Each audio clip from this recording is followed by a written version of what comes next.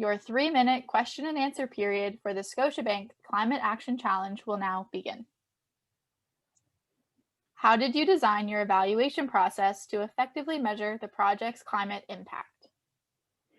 So the process that we developed is actually fairly easy because it's so scalable. So for our big environmental impact, one of the metrics that we use is wildflowers planted. And when it comes to the wildflowers planted, with every single shirt that we sell is a potential wildflower planted. So we can actually track it that way. Do you have plans to scale your project? Why and how? We do have plans to scale our project because 3Hive is an e-commerce based business. We believe it'll be very easy to scale globally.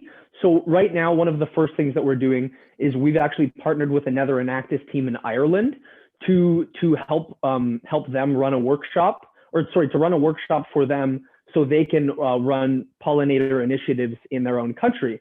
And that's just the tip of the iceberg. What we also plan to do is to talk about how each of our projects, how we can scale it in our own country. So we'll try to scale into Ireland, and then they'll try to scale into Ontario.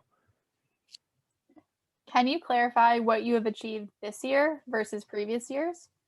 Yeah, so the beginning of this year, we launched a eco-friendly clothing line. So that was a really big thing. We partnered with the city of Oshawa to run a marketing campaign and a pollinator day in our city.